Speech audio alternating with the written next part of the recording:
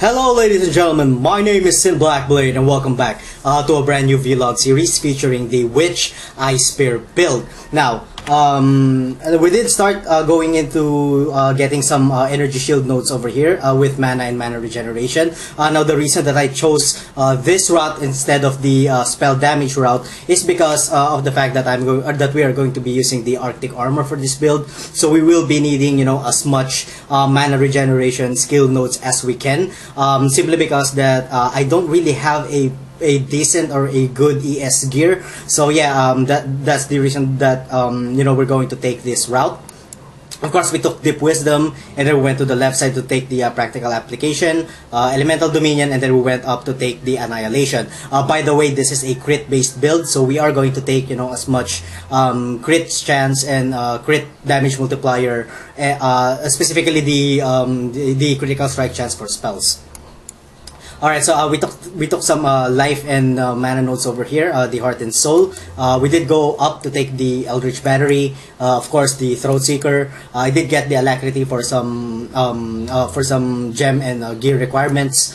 We did take the Written in Blood, and of course we went up here to take some more critical strike multiplier, and ending with Doomcast for the increased critical strike chance and multiplier for spells. We went down over here towards the Shadow skill tree, getting the Cold-Hearted Calculation, the Assassination of course for the again critical strike chance and multiplier, and then we went to the left side to take some ice damage nodes, ending with Trickery, and then we went down over here to take some life nodes. And then over up here, we went to the left side and we took the Dark Arts for the increased cast speed while dual wielding. And then we went down over here to take some mana nodes, some more life nodes over here, and then we went to the left side and then we took some more aura effect. Increased aura effect, ending with sovereignty, and then we went to the right side to take some more life and chaos resist nodes. And then we went down over here, of course, to take the Celestial Punishment and the Celestial Judgment. It's a very, very important skill node to take if you are going with a spell or any elemental build. Then we went to the right side to take Devotion, and then we went up over here to take the Light of Divinity, also a really powerful skill node in my opinion, especially so if you're going with a spell build.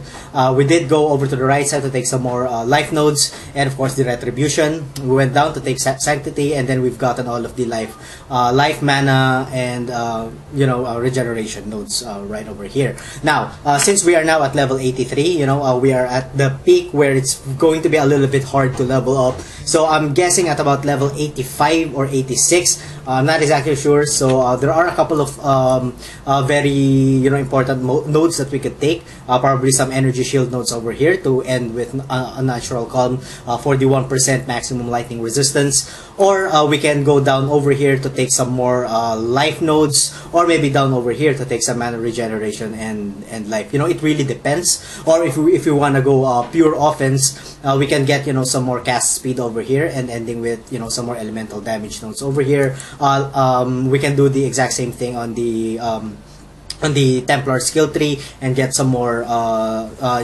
spell damage and elemental damage nodes, or we can go over to the left side of the witch skill tree to get some more spell damage nodes over there and some increased cast speed, whatever you guys would want, or we could get the Frostwalker for the 18% increased cold damage, and lastly we could go up over here to take some more cold damage. It will be entirely up to you on what your preference are or will be when it comes to this point of the game. Also, if you do not, ouch, something is in my eye.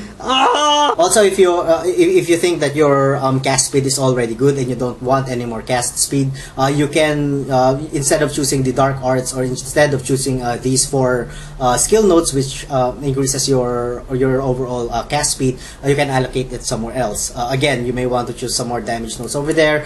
There's a lot of damage nodes that you could take, and of course you could take some more life if you're missing life. Actually, I'm only at 4k, so yeah, I may go on the life route. It really depends though. Anyway, so let's get into our gear. No, wrong. Alright, so we are going to be dual wielding a Chris and a demon dagger for this this build, simply because that this dagger, you know, increases our global critical strike chance by 80%, and it has a 22% increased global critical strike multiplier. And with the other dagger, you know, it's kind of the same, but aside from the 60% increased global critical strike chance, we get a 90% or 91% increased critical strike chance for spells, and I've added some increased global critical strike multiplier over there. So it's a really good stuff. If you have a better wand, if you want to go wand based, then, you know, go ahead and do that. Just as long as you have, or you can increase your critical strike chance and then increase your critical strike multiplier at the same time. You know, just min max the two. Of course, we are going to be using the typical combination of Rat's Nest and the Maligar's Virtuosity. For Amulet, I chose this one because it rolled a 38% increased global critical strike multiplier. It has a really low life, only at plus 26, and I was lacking some resistance, some fire resistance, so that's why I placed a plus 25 fire resistance over there. The ring is very typical, you know, life and resist ring. The other one is also a life and resist ring. The armor is life and then 2 resistances. The belt is also life and then resist, and finally the boots is life and then 3 resistances and movement speed. Now, for what's attached to our Ice Spear, that's attached to Spell Echo, lesser multiple projectiles, faster casting, life leech, and increased critical damage. Now, if you have, you know, a really good gear which has some cold life leech in them, cold percentage life leech in them, then you may want to replace life leech with either increased critical strikes or what was it? Cold penetration gem. You know, it really depends on which one would you prefer. For our other skill gems, we are going to be using Herald of Thunder attached to Clarity, Herald of Ice, and Reduced Mana. We are going to be using the Arctic Armour attached to Empower and Enhance. Of course, the Lightning Warp will be attached to Faster Casting and Reduced Duration. For our curse, we are going to be using Frostbite attached to Reduced Mana, Discipline, and Portal. The only reason that we are going to be adding Discipline is, again, I don't have a really good ES, and I am lacking some mana when it comes to my mana management, so that's why that's the only reason that I'm using Discipline. And of course, finally, the typical combination of CWDT, Enduring Cry, Immortal Call, and Increased Duration. Alright, the damage of our Ice Spear is at 12.9k, which is actually pretty impressive, or pretty good. That can increase further once we get into further levels, and, you know, once we level up, you know, our gems. Our crit chance is currently at 50.3%, and our critical strike multiplier is at 650%. When it comes to our defenses, we have capped out everything, and we're not doing good with armor. So that's why we are using the Arctic Armor for this build. Alright, so let's get into some gameplay. The map that we are going to do for this short gameplay is the Dry Peninsula, a level 73 map, because you guys are kind of suggesting that I should do maps so that I could really show the how the build will work, you know, once you do a, you know, kind of mid-level map. The stats there are, you know, it's a very typical stat or mod when it comes to just leveling your character. You know, 32% monster pack size, and, you know, we have some what was it? We have some many totems, which is, you know, not bad. I don't really mind it. Oh my god! Alright, so just don't get surrounded. I was getting a little bit cocky there. Alright, so anyway, when it comes to the crit rate, you know, wow, good map. The skill is actually doing a pretty good crit rate. Well, it's not that high, but, you know, so 50% is actually not that high. It's actually just probably okay. But if you guys could increase that, you know, using diamond rings, you know, go ahead and use those instead. Just make sure that it has, you know, life and resist, or as much as possible, you know, you'd really want to you'd really want to min max your life and then resistances. You know, make sure that what am I trying to say here? Make sure that your life and resistances are really balanced. As for me, I've already reached 4k, so I believe that's already okay. I did try to, you know, I did try some PvP yesterday, but I got my ass handed to me when I encountered a righteous fire build. Is that what it is? I'm not exactly sure, but the way that he was damaging me was he needed to get really close, and yeah, he had a lot of life regeneration, and I couldn't even deal significant damage to him. Really, I got defeated on that one, and I was whoa, what the hell is going on here? Yeah, and I did encounter a ranger build too, which was crit based. It was a very tough fight, but then I managed to win, or rather he quit. Well, anyway, so we're just going to get into the last boss, or the boss of this level. Oh my god, hold on. So yeah, you don't really want to get swarmed, yeah, you don't really want to get swarmed. Hold on, I have a curse. I'm not using my curse. Alright, anyway. It's really hard to talk while I'm gaming.